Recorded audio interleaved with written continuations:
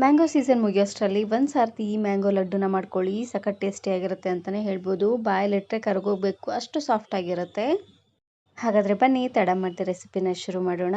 ಇದನ್ನು ಮಾಡಲಿಕ್ಕೆ ಮೊದಲು ನಾನಿಲ್ಲಿ ಚೆನ್ನಾಗಿ ಹಣ್ಣಾಗಿರುವಂತಹ ಒಂದು ಮಾವಿನ ಹಣ್ಣನ್ನು ತಗೊಂಡಿದ್ದೀನಿ. ಇದಕ್ಕೆ ಮೇನಾಗಿ ಚೆನ್ನಾಗಿ ಹಣ್ಣಾಗಿರುವಂತಹ ಮಾವಿನ ಹಣ್ಣನ್ನೇ ತಗೊಳ್ಬೇಕು. ಹಾಗೆಯೇ ಮಾವಿನ ಹಣ್ಣು ಸ್ವಲ್ಪ ಸ್ವೀಟ್ ಆಗಿರಬೇಕು, ಅಂದ್ರೇ ಉಂಡೆ ಚೆನ್ನಾಗಿ ಬರೋದು. ಇವಾಗ ನಾನಿಲ್ಲಿ ಮಾವಿನ ಹಣ್ಣನ್ನು ಈ ರೀತಿಯಾಗಿ ಕಟ್ ಮಾಡ್ಕೊಳ್ತಾ ಇದ್ದೀನಿ. ಈ ರೀತಿಯಾಗಿ ಕಟ್ ಮಾಡಿಕೊಂಡು ಇವಾಗ ನಾನಿಲ್ಲಿ ಮಿಕ್ಸಿ ಜಾರ್ ಹಾಕ್ಕೊಂಡು ಗ್ರೈಂಡ್ ಮಾಡ್ಕೊಳ್ತಾ ಇದ್ದೀನಿ.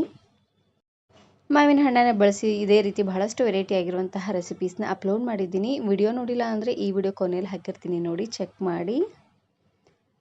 ಒಟ್ಟು ನಾನಿಲ್ಲಿ ಪೂರ್ತಿ ಒಂದು ಮಾವಿನ ಹಣ್ಣನ್ನು ತಗೊಂಡಿದ್ದೀನಿ. ಇವಾಗ ನಾನಿಲ್ಲಿ ಕಟ್ ಮಾಡಿರುವಂತಹ ಮ್ಯಾಂಗೋ ಪಲ್ಪನ್ನು ಈ ರೀತಿಯಾಗಿ ಮಿಕ್ಸಿ ಜಾರಿಗೆ ಹಾಕ್ಕೊಂಡು ಗ್ರೈಂಡ್ ಮಾಡ್ಕೊಳ್ತಾ ಇದ್ದೀನಿ.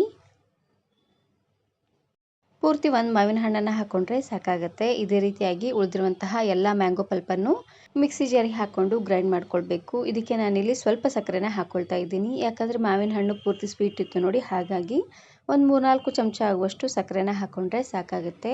ನೀವು ತಗೊಂಡಿರುವಂತಹ ಮಾವಿನ ಹಣ್ಣು ಅಷ್ಟೊಂದು ಸ್ವೀಟ್ ಇಲ್ಲ ಅನ್ನೋ ಹಾಗಿದ್ರೆ 5 ಅಥವಾ 6 ಚಮಚ ಆಗುವಷ್ಟು ಸಕ್ಕರೆನ ಹಾಕ್ಕೊಂಡ್ರೆ ಸಾಕಾಗುತ್ತೆ. ಸಕ್ಕರೆನ ಹಾಕ್ಕೊಂಡು ಇವಾಗ ಪೂರ್ತಿ ನುಣ್ಣದಾಗಿ ಇದನ್ನು ಗ್ರೈಂಡ್ ಮಾಡ್ಕೊಂಡು ತಗೊಳ್ಬೇಕು. ಇವಾಗ ನಾನಿಲ್ಲಿ ಪ್ಯಾನ್ಗೆ ಕೊಬ್ಬರಿ ತುರಿನ ಹಾಕ್ಕೊಳ್ತಾ ಇದ್ದೀನಿ. ಕೊಬ್ಬರಿ ಹಿಂದಿನ ಭಾಗ ಕಪ್ಪದಾಗಿರುತ್ತೆ ನೋಡಿ, ಅದನ್ನು ತೆಗೆದು ಬಿಳಿ ಭಾಗನ ಈ ರೀತಿಯಾಗಿ ನುಣ್ಣದಾಗಿ ಗ್ರೈಂಡ್ ಮಾಡಿಕೊಂಡು ಹಾಕ್ಕೊಳ್ತಾ ಇದ್ದೀನಿ. ಇದೇ ರೀತಿ ಡೆಸಿಕೇಟೆಡ್ ಕೊಕೊನಟ್ ಅಂತ ಅಂಗಡಿಗಳಲ್ಲೆಲ್ಲ ಸಿಗುತ್ತೆ, ಅದನ್ನಾದರೂ ತರ್ಬೋದು, ಇಲ್ಲಾಂದರೆ ಈ ರೀತಿಯಾಗಿ ಮನೆಯಲ್ಲೇ ಮಾಡ್ಕೊಳ್ಬೋದು. ಇವಾಗ ನಾನಿಲ್ಲಿ ಉರಿನ ಪೂರ್ತಿಯಾಗಿ ಲೋ ಫ್ಲೇಮ್ನಲ್ಲೇ ಇಟ್ಟು ಕೊಬ್ಬರಿನ ಚೆನ್ನಾಗಿ ಹುರ್ಕೊಳ್ತಾ ಇದ್ದೀನಿ. ಇದಕ್ಕೆ ತುಪ್ಪ ಹಾಕೋದೇನು ಬೇಡ, ಹಾಗೆ ಇದನ್ನು ಚೆನ್ನಾಗಿ ಫ್ರೈ ಮಾಡ್ಕೊಂಡು ತಗೊಳ್ಬೇಕು.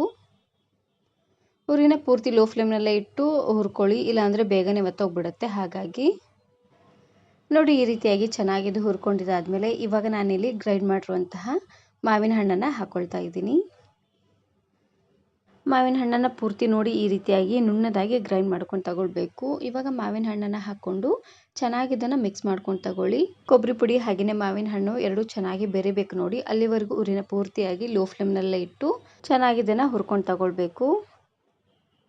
ಮನೇಲಿ ನಾನ್ ಸ್ಟಿಕ್ ಪ್ಯಾನ್ ಇದ್ದರೆ ಅದರಲ್ಲಿ ಸಹ ಮಾಡ್ಕೋಬೋದು. ಅದರಲ್ಲಿ ಮಾಡೋ ಹಾಗಿದ್ರೆ ಸ್ವಲ್ಪನೂ ತಳ ಹಿಡಿಯೋದಿಲ್ಲ. ಸ್ಟೀಲಿನ ಪಾತ್ರೆನಲ್ಲಿ ಮಾಡೋ ಹಾಗಿದ್ರೆ ಸ್ವಲ್ಪ ತಳ ಹಿಡಿಯುತ್ತೆ. ಹಾಗಾಗಿ ಕಂಟಿನ್ಯೂಸ್ ಆಗಿ ಇದೇ ರೀತಿಯಾಗಿ ಮಿಕ್ಸ್ ಮಾಡ್ಕೊಳ್ತಾನೆ ಬೇಯಿಸ್ಕೊಳ್ಬೇಕಾಗತ್ತೆ.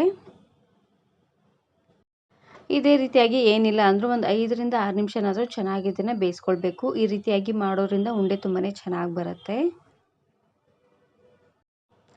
ನೀವು ಸಕ್ಕರೆ ಬದಲಾಗಿ ಬೆಲ್ಲನೂ ಸಹ ಹಾಕ್ಕೊಳ್ಬೋದು. ನೋಡಿ ಈ ರೀತಿಯಾಗಿ ಚೆನ್ನಾಗಿ ಇದನ್ನು ಬೇಯಿಸ್ಕೊಳ್ಬೇಕು. ಇದು ಸ್ವಲ್ಪನೂ ತಳ ಹಿಡಿದಂಗೆ ಈ ರೀತಿಯಾಗಿ ಒಟ್ಟುಗೂಡಬೇಕು ನೋಡಿ, ಅಲ್ಲಿವರೆಗೂ ಚೆನ್ನಾಗಿ ಇದನ್ನು ಮಿಕ್ಸ್ ಮಾಡ್ಕೊಳ್ತಾನೆ ಬೇಯಿಸ್ಕೊಂಡು ತಗೊಳ್ಳಿ. ಲಾಸ್ಟಲ್ಲಿ ಇದಕ್ಕೆ ಸ್ವಲ್ಪ ತುಪ್ಪನ ಹಾಕ್ಕೊಂಡು ಮತ್ತೆ ಇದನ್ನು 1 ನಿಮಿಷವರೆಗೂ ಚೆನ್ನಾಗಿ ಮಿಕ್ಸ್ ಮಾಡ್ಕೊಳ್ತಾ ಇದ್ದೀನಿ.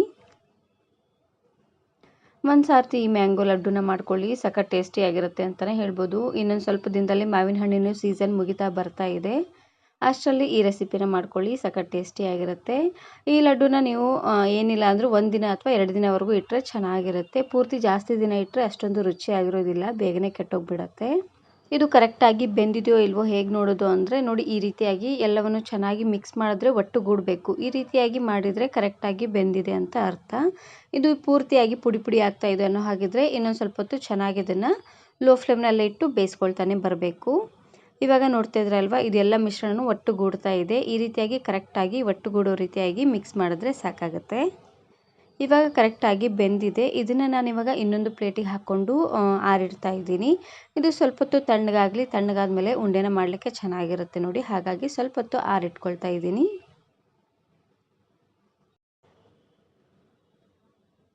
ಒಂದು 5ರಿಂದ 6 ನಿಮಿಷವರೆಗೂ ಚೆನ್ನಾಗಿ ಇದನ್ನು ಆರ್ಲಿಕ್ಕೆ ಬಿಟ್ಟರೆ ಆಯಿತು, ಬೇಗನೆ ಆರಿಬಿಡುತ್ತೆ.